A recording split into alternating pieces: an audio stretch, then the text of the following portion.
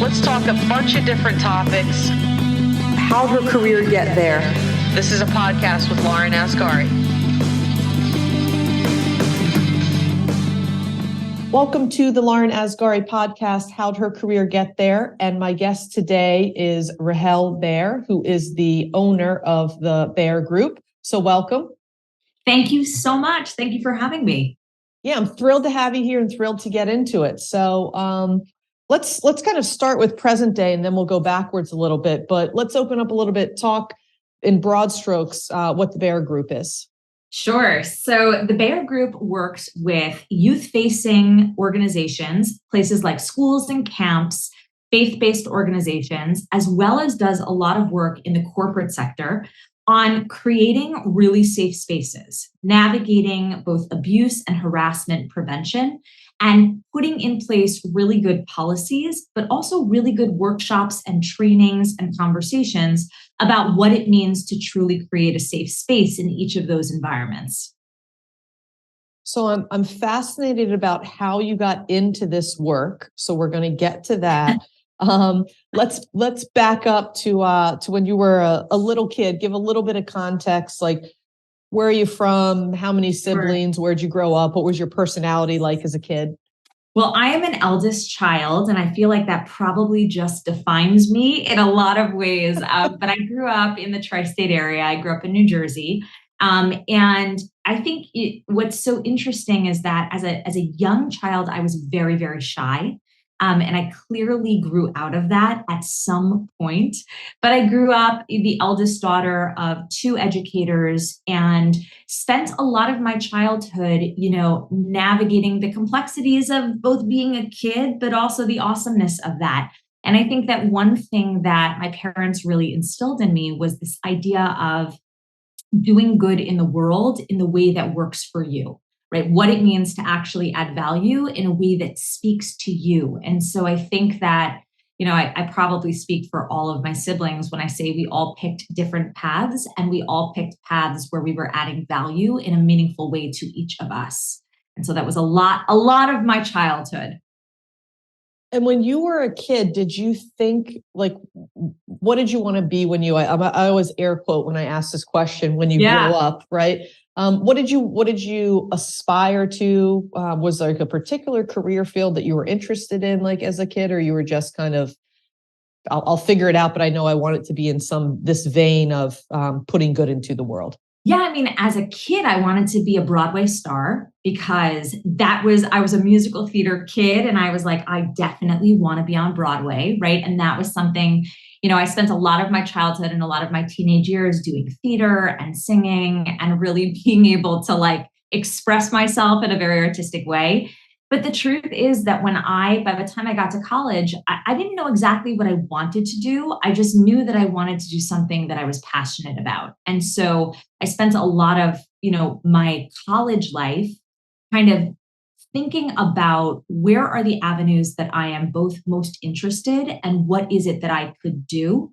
I never intended to go to law school, and I am definitely not someone who spent my life thinking, oh, I'm totally going to be a lawyer. Like that was not me. I was the person who watched Law and Order and was like, I would never want to do that. So it's ironic that I ended up doing that. But yeah, I just, I wasn't so focused my whole childhood or teenage years on what are you going to do? It was much more about who are you going to be?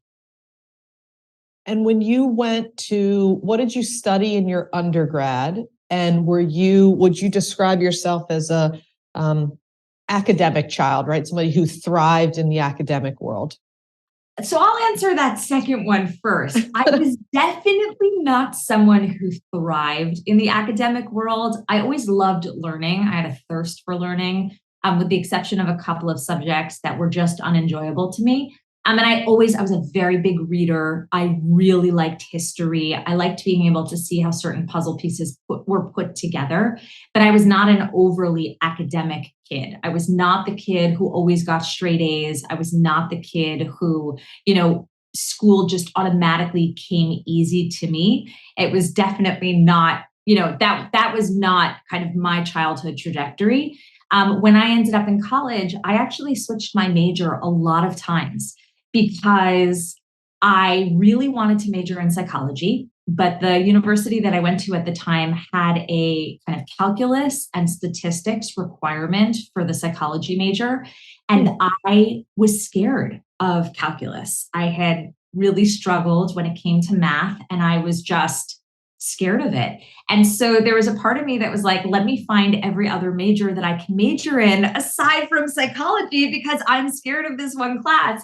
And in the end, I ended up majoring in psychology and I took the calculus requirement and everything was fine. I had to get over that hurdle and really, make sure that I was setting myself up for success. So I majored in psychology, and I did a focus on women and gender studies. And I also had a minor in Judaic studies. So I ended up having so many credits in a variety of different things that there were a lot of like majors, minor, and focuses. So that was my undergrad trajectory. And then did you go near, I know you grew up in the tri-state area. Did you go to college in the same area or did you go different parts? I went to Rutgers University. And it was actually great for me. It was a really fabulous place at a really fabulous time. Met great people, had wonderful professors, great classes, clearly in a variety of different subjects. And really, really enjoyed my time there a lot. And then how do you go from a psychology degree with, and understood that you took some other courses maybe around the law, but then what was kind of the path that took you to go into law school or having an interest in that? Sure. And what type of law? Yeah, I don't think I took a single law class in undergrad, to be totally honest. Really, it was not in my frame of reference that that's what I was going to do. I took some time off after I graduated from Rutgers, and I worked at a nonprofit. And I was really focused on kind of riding the wave of having focused on psychology. I was looking into a lot of different PhD programs. I kind of assumed that because I had built up my undergrad resume of so much in the psychology world that it was a natural progression of what are you going to do and how are you going to add value. And the truth is, I remember having, a lot of these applications to different programs on my dining room table, right? Like they were all spread out. I was newly married. And I remember my husband looking at all of them and I was looking at all of them. And I just remember thinking I don't know that I want to do this.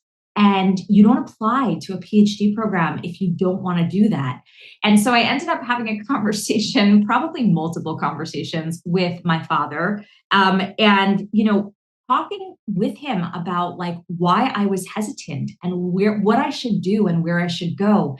And at one point he turned to me and he said, Rahel, it sounds like what you're describing is that you want to do more advocacy than anything else, that it's not for you about, always needing to listen and hear and just be present to help individuals. It almost sounds like you're looking for something on a broader scale.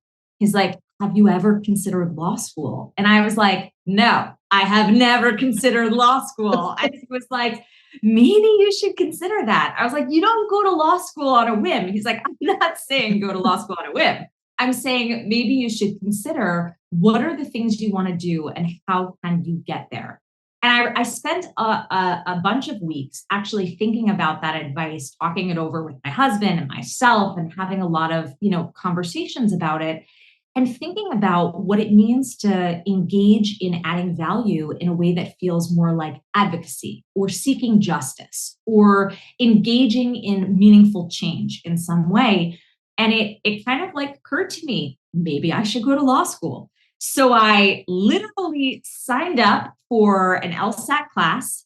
The LSATs were being given 6 or 7 weeks later. I signed up for an LSAT class. I took an LSAT class. I took the LSATs, applied to a number of different law schools in the geographic area that I knew that I needed to be and that I had wanted to be for a variety of different reasons. And then ended up getting accepted to a few different law schools and then picked Seton Hall School of Law, Seton Hall University School of Law, which ended up being a very, very good match for me and started law school.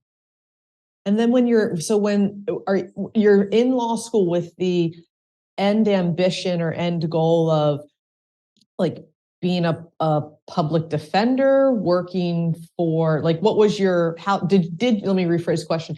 Did you know how you wanted to use that degree, or where you intended to take it? And then where did you take it? So not at the beginning. I knew that law school would be, a very steep climb. As I mentioned, I wasn't the most academic of children, right, when I was little, but I really loved learning. And I did well. And so for me, law school was just kind of getting through that beginning hurdle of like, what is this? How do you do this? So many people walk into law school and they're like, I'm going to go to a firm, or I'm going to go to big law. And I walked in being like, I don't want to go to a firm, but I don't know exactly what I want to do. And the truth is that I was so fortunate to take a few different courses and classes with really fantastic people, people that I considered to be mentors and still do to this day. One class was a federal judge who just, it was a persuasion and advocacy class. And she just helped me hone certain skills that I realized I had almost like a natural ability to hone. It was like a mix of the theater background and also the ability to understand what it means to advocate in a meaningful way that feels thorough and well thought out, and in a way that takes your passion, but actually puts it in the right frame. And so for me, that class actually was one of the most impactful courses that I took, because it was at that point where I said to myself, I want to be a prosecutor. Like, I always knew that there was an element of wanting to seek justice, but to be able to say there is a role and a job and a potential thing for me to do that could utilize those skills, and also be able to add in certain elements of like my psychology background, it was clear to me that I really wanted to go to a prosecutor's office. And I wasn't sure which one. And then I was fortunate to be accepted into the mock trial program at the law school. And the coach of the mock trial program was a former prosecutor from the Bronx District Attorney's Office. And she was fabulous. And she was also a mentor and somebody that, I learned a tremendous amount from. And through those two experiences, I was able to really hone in on, where do I want to go? What kind of, DA's office or prosecutor's office do I want to go to? And what is it that I want to do there, right? It's not just about speaking in a courtroom. It's, what is the work that I want to do and how do I do it? And so it was clear to me by my third year of law school that I wanted to work at a district attorney's office, and that I really wanted to be at one of the New York district attorney's offices. And I think because of my connection to my mentor, my first choice was really the Bronx DA's office. It was just known to be a wonderful place to work with a tremendous amount of work to do. It was known to be just an ethical, moral place where you were going to work hard and be thrown in, but that you were going to be working with amazing colleagues. And so I was fortunate, even in a recession, that I was accepted into that class when I graduated, and that I was able to start at the DA's office in the Bronx. How important, because you mentioned your mentors there a couple of times. How important, this is just a general question, are and it can be for male or female, right? But as we'll say, a young woman growing up, how important is it to have advocates, mentors, supporters? Like, talk a little bit about not only how that actually influenced, like, literally what you did from this is the direction that I want to go, or these are the opportunities that I see for myself, but how important was that from a confidence level, from a professional confidence level? Just talk a little bit about kind of your view on mentors or advocates or supporters early in career for something. Yeah, I mean, I think it's hugely impactful. And I also think that mentors don't look the same to everyone. I think sometimes we have this idea that a mentor comes into your life and they become your guru, like your go-to person for everything, right? And you have to have that connection and relationship to them for the rest of your life. And I actually think what I have learned is that not only what I have learned, but also what I've seen as being impactful is that there are people that come into your lives at different stages that have a mentorship-like capacity. And that could be a week, and that could be a month, or it could be a decade.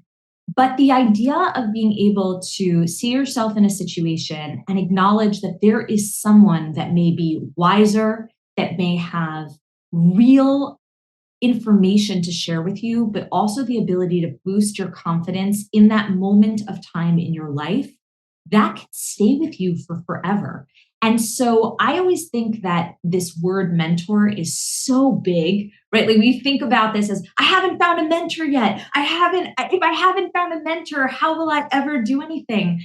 And I always say to people, like, there are mentors throughout your whole life. It doesn't have to be this heavy lift of constantly, seeing that person every single year. It has to be for this moment, in this week, in this month of my life, there is someone that shared something, that guided me in some way, that inspired me in some way. And that moment had a trajectory in my life.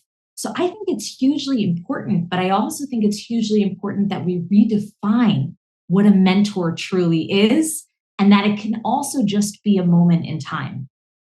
I love everything that you just said, and you articulated it. My philosophy is pretty similar. You articulated it much better than I ever have.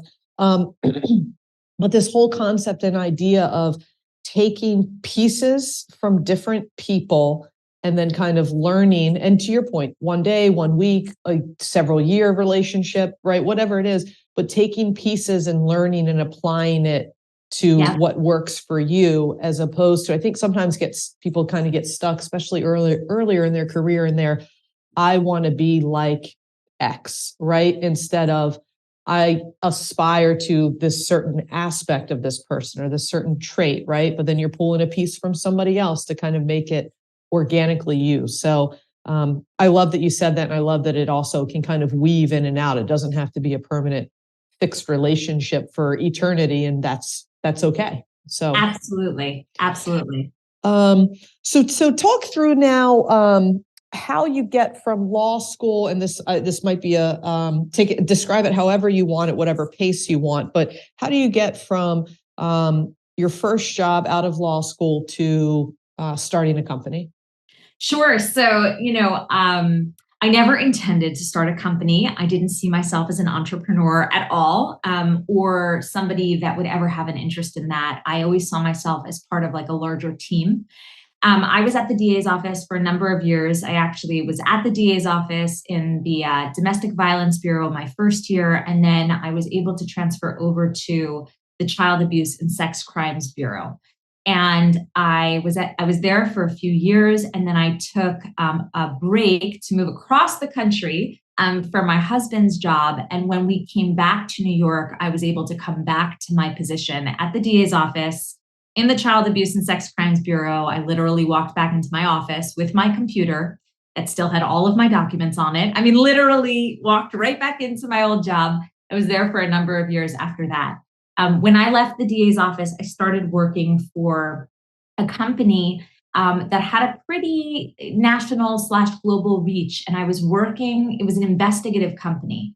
And I was working in their sexual misconduct consulting and investigations division, where I ended up being a managing director, conducting large-scale historical abuse investigations into boundary crossing behavior, into grooming behavior, things like, there might have been an allegation or something that had happened years back and law enforcement was not involved for a variety of reasons.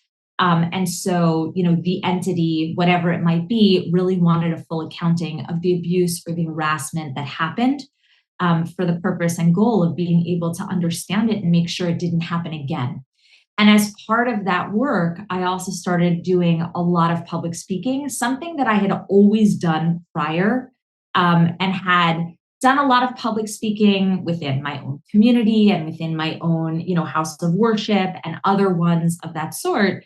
But I was able to really focus on, we've done this large scale investigation. How do we then take the lessons learned and make sure it doesn't happen again, right? Or how do we make ourselves safer? How do we make our schools, our camps safer? And so a big piece of what I started to do there was this public speaking component of abuse prevention and harassment prevention and safe practices. And so it ended up being this kind of natural progression when I got to a point where I really needed to pause doing investigations. You do investigations for over a decade. It weighs on you in a different way. And I think for me, I knew enough to know that the preventative piece, the how do we work to prevent this, was really where my passion was after so many years of doing investigations, that I really wanted to essentially be able to focus on that and focus on that in a variety of different ways, right? And so there was this natural progression to stopping the investigatory work and to be able to say, how do I build something that will allow me to travel the country, and really work with so many entities that, wouldn't have done this work or implemented this work. And so I focused my business trajectory on a combination of both youth-facing places as well as corporate places. And so for those youth-facing places, focusing on schools and camps and youth organizations, sports organizations, anything that is youth-oriented, and really working strategically on moving away from this check the box of like, yeah, we prevent abuse because we do a video, or yeah, we get harassment. We have this, video that we watch, and really be able to say like, okay, everyone, let's take a step back. In order to really create an environment that is free from any form of sexual abuse or harassment, we actually have to understand it. We have to understand how it works, how it's able to thrive, why people are silent about it, why they don't disclose it. And we have to realize that protecting kids, it's not actually the burden of the kid to keep themselves safe. It's the burden of the adults in this place to work to keep kids safe. So what that looks like is, in any youth-facing place, there are places that I go to multiple times a year to run workshops. I do trainings and workshops for kids, for parents, for staff, and for faculty. I get to work with a lot of summer camps in the summer and go and conduct their staff training, which is always awesome because I love summer camp. And in the corporate sector, a lot of what that looks like really comes out of the Me Too movement of, how do we create a space that feels free of harassment? How do we really think about sexual harassment beyond the required, hour-long video that you have to watch every single year? How do we have tough conversations about what it means to not have to engage with unwelcome behavior? And why is it that we have to shift the lens from this check the box to a place of recognizing that irrespective of gender or identity or whoever you might be, many, many people have experienced harassment in the workplace, and can't we do better?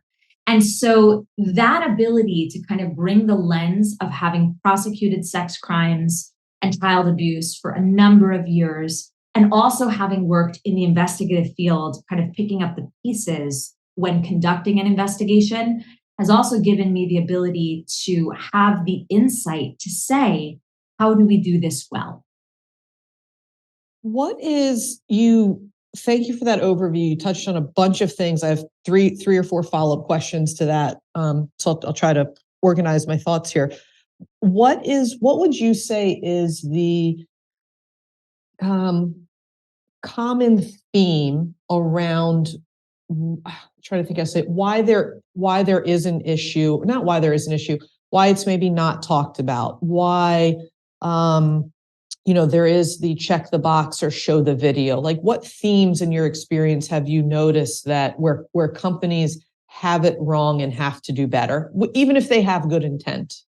I think that when we focus on abuse and harassment prevention solely from the perspective of liability, risk mitigation, insurance, and the financial aspect of it, you lose sight of what you're really talking about, which is what it means to be a person, come to our workplace or come to a youth-oriented program and know that, like, you have a right to be there and to thrive there.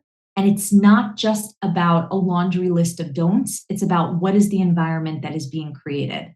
And so I think that a lot of times when it comes to like the harassment work that I do in the more corporate sector, for so many years, it was just about HR compliance. It was just about ensuring that, like, from an employment perspective, we don't get sued, or, we don't have to do a payout, or, yes, we want to mitigate the risk, but we want to mitigate the risk from the perspective of finances, as opposed to mitigating the risk from the perspective of environment created. And I think that shift allows any workplace to say, well, then that means we have to do more than just a 45-minute video, right? We actually have to engage in meaningful scenario-based work or conversations and really be able to hear from people. What is your experience? What has your experience been? And what can we do to help change a culture or help tighten up a culture and make it better? And I think from the child-facing perspective, when it comes to sexual abuse, nobody wants to talk about it because it's scary and it's uncomfortable.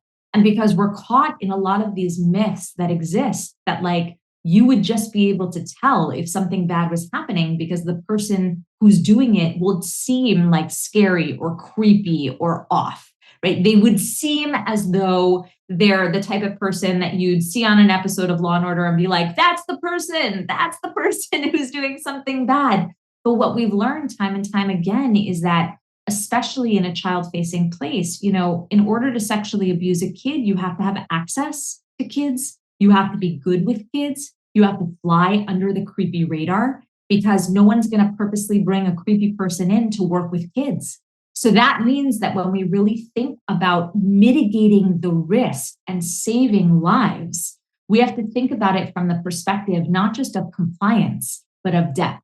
What is the depth of what we are doing, and how are we doing it to empower the adults to keep everybody safe?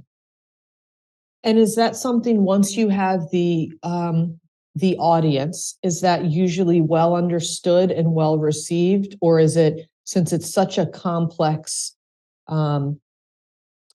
complex is probably the wrong word, intense topic, intense topic, is it? And probably uncomfortable for a lot of people. Is it often well received? Does it take time for people to warm up to the concept? What's your kind of path of that? Yeah, I use a lot of stories and anecdotes. I mean, there are always moments in any of my workshops or presentations where people are laughing. I put a lot of humor into what it is that we're doing, not for the purpose of ever making light, but to be able to shed light on certain things. And so I think that, one of the things that I really focused on is that these are scary topics, but we don't have to be scared by them. We can actually be empowered by them. And so my, mantra or ethos, whichever word describes it, is very much about saying, how do we empower the people around us to recognize that this is my space? I want this to be safe. What can I do to be able to add value, to be able to understand these concepts? And instead of sitting in fear about them, how do I become an empowered part of the solution?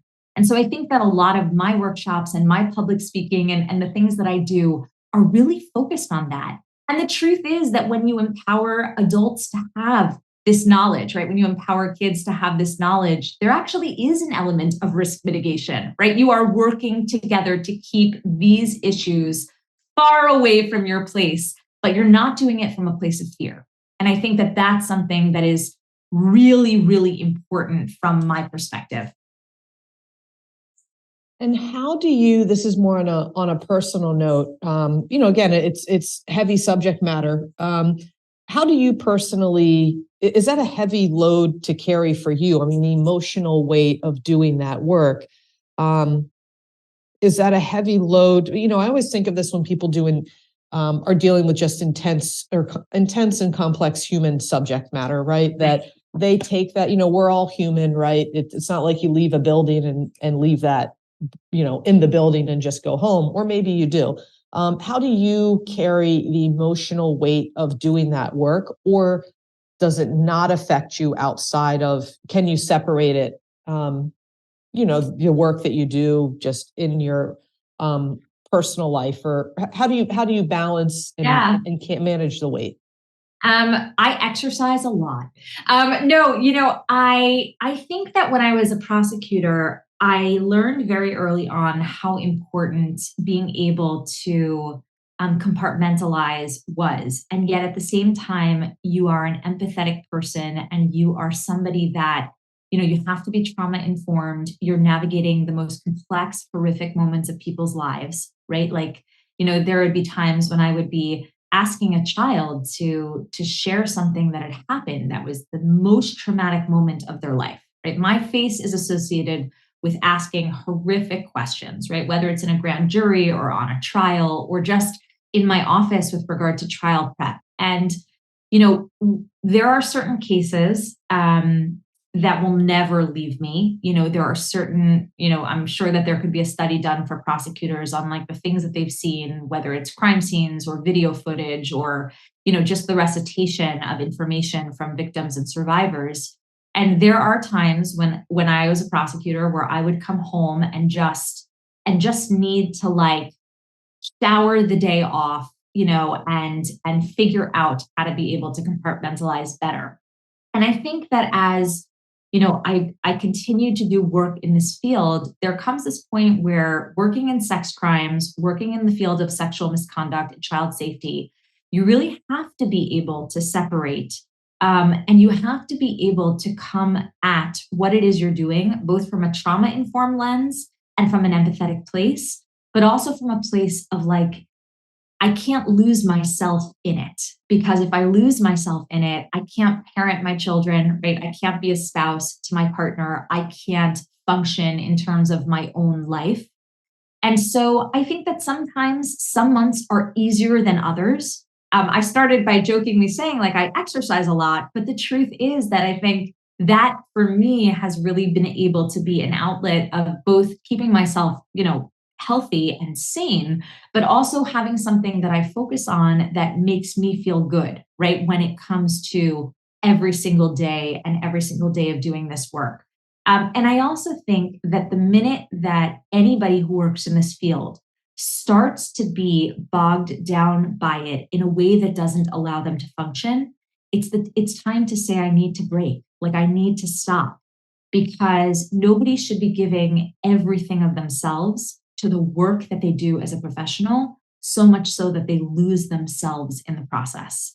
I will also say that, my kids joke all the time, like people know who their mother is, right? Like, when somebody, whether it's in their school or their camp or, whatever it might be, I think that sometimes my kids may carry the burden of having me as a parent.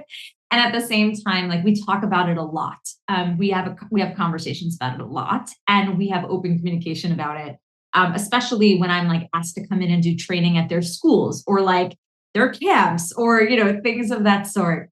And I also think the sense of humor is really necessary, right? Like there are things that you can't integrate your humor into, and then there are things where you could like take a step back and say like, okay, and breathe. It's hard, but it is doable. How do you taking out the subject matter that you deal with, just from a level of, I'll call it work-life integration, right? Running a business, having a family, having other priorities. Talk a little bit about just your experience with that. I say integration versus balance. That's my choice of words to how I like to articulate it. But talk about that, running a business, having a family. Do you feel like you're doing a great job some places and not a great job other places, like from the actual business component to family component? Can you talk a little bit about that? I mean, I think that, I started my business during COVID, and I think that it would be, disingenuous to say that didn't have an impact on how I structured the business, right? I have a home office. I work from my home, right? Like unless I am traveling, which I do a lot, I am home. And so I think that piece of it has allowed me to figure out what I need to do to balance in terms of every day or every week. But it's hard. Anybody who works in my kids' schools, for example, knows that like I'll ask for school calendar years like a year in advance, right? Because I'm setting my travel calendar and I need to make sure I'm not going to miss a play, an open night, a parent teacher conference. And so I will put things on my calendar like a year in advance, hoping that it doesn't change. because I'm booking travel, out. I think that one of the things about being a business owner that includes consulting and public speaking where I am traveling is that I make my travel schedule. It also means I make my vacation schedule. And I am very specific about when I have vacation or time leading up to a vacation, I do not shift that, right? So that piece of it, being able to say, if I know that on, Thursday nights or Tuesday nights, each of my kid has a different extracurricular activity, and we need every adult on hand to get them to every single place, then my calls stop at 3 o'clock, right? So there is an element of you, when you're a business owner, making your own schedule. At the same time, for anybody who's listening, boundaries are really hard. How many times have I been putting a kid to sleep or helping with homework where I say to myself, I really just need to get this one thing done. I could run upstairs and do it. I just need to do it, right? And it almost becomes, if I don't do it, then my day hasn't worked out well. And that's something that I feel like I'm continuously working on, being able to set those boundaries, being able to ensure that they stay consistent. It is not perfect. And I think that one of the things that I did at the beginning of my business is basically for the first 9 months of my business, I did everything on my own. I did everything: bookkeeping, accounting, invoicing. I learned how to do it, right? I did everything in terms of, drafting every single retainer agreement, putting everything together, all of my social media. I did everything on my own to learn the business. And then when I got to a point where I felt like I can do all of this, I started to outsource the things that were taking up my time in a way that I didn't need my time taken up. So I have a bookkeeper and I have an accountant, right? And I have an attorney and I have, I have somebody who manages my social media and I have admin help. And I think that being able to trust the people around you so that you can do the meaningful work you have to do is also an important piece of keeping boundaries. I love that. I love that. I have two more questions and we'll get to kind of rapid fire. What advice would you give your younger self?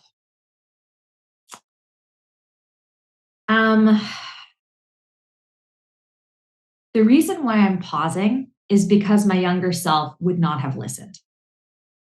I'm being honest. I just, there's a part of me as a middle-aged individual who basically wants to say to my younger self, it's going to work out. It's going to be awesome. It's going to work out. And yet at the same time, I think the only reason why it worked out is because of how much resilience needed to be built and how many hills needed to be climbed in order to get to this place. And so I want to say it'll all work out, but I actually also want to send the message. It's a process. You have to trust the process. You have to take the risks. You have to fail. You have to have resilience. You have to cry. You have to ask for help when needed. It's not just that it's all going to work out because it's simple. It is not going to be simple, but it is doable and you will see it. You will see it. And how do you define, my last question, how do you define success? Oh boy. Okay. I think at this point in my life, and I want to be clear on that because I think success is different at every point in your life. I think at this point in my life, success is about feeling a little bit whole, feeling like my work matters and I love it, but also feeling like it doesn't take away from my family and being able to raise my family, and feeling like it's okay to say no to something, and it's important to say no to things. And it's also important to recognize that feeling whole doesn't mean that every day is perfect. And if you can go to sleep at the end of the day filled with stress and anxiety, that's the reality of some days. And if you can go to bed at the end of the day feeling good about that day, that's also the way that a day can feel. And so success is about knowing that all of those different feelings are normal, but also still being able to do something that is meaningful during the time that you are doing it. I hope that was clear. I was just thinking, out of turn with regard to how it's so hard to define it. Well, it is. I mean, it is, because it's interesting. It's also, and I love the way that you answered the question.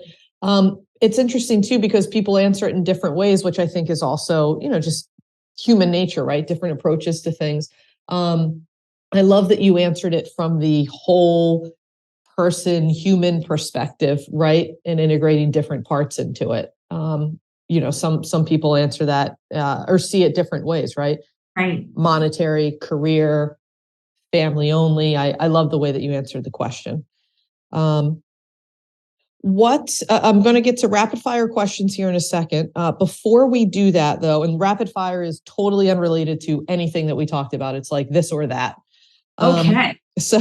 But before we get to that, let the audience know how they can find you, how they can get in touch with you, where can they learn more about you and the work that you do. So our website is the Bayar Group, spelled THEBAYAR group.com. And you can get a lot of information there on all the socials. The Bayar Group has a Facebook group, BAYAR group. On Instagram, we're actually under my name, Rahel.Bayar. So that is RAHEL.BAYAR. We share a lot of tips, especially for guardians, caregivers, parents, grandparents, etc., on keeping kids safe. On LinkedIn, I'm under my name as well as the Bayar Group, and you should feel free to reach out. Perfect. And is there anything else before I get to rapid fire, anything else that you want to mention or cover that we haven't talked about? No, thank you so much for having me. Now I'm like the right amounts of both nervous and excited for rapid fire. So let's do it. All right, here we go. I hope it doesn't disappoint. Brick or stone? Stone. Pizza or pasta? Pizza. Netflix or Hulu? Oh boy, Netflix. Winter or summer? Winter. Real books, hardback, paperback books, or real audio? Books? Or real books. I couldn't even get to the audiobooks. Real books. I am with you. People are like, oh, I read a book, but then they're like, well, an audiobook. I'm like, yeah, it's not reading, but okay. West Coast or East Coast? East Coast. East Coast. All right. And last one, actually two more, grass or sky? Sky. Astronaut, the final one, astronaut or deep sea diver? Astronaut. All right. Perfect. Thank you so much for being a guest. This was wonderful. I really, really enjoyed talking with you. I learned a bunch of stuff. Very educational, very insightful. And I love your energy too. Even through the computer, I can feel your warmth and your energy. So I very much enjoyed this conversation. Well, thank you so much. It was really a pleasure. Really. Wonderful. Again, my guest is Rahel Bayar, and she's the owner of the Bayar Group. And this is the Lauren Asghari podcast, How'd Her Career Get There? And we'll see you next time. Let's talk a bunch of different topics. How'd her career get there? This is a podcast with Lauren Asghari.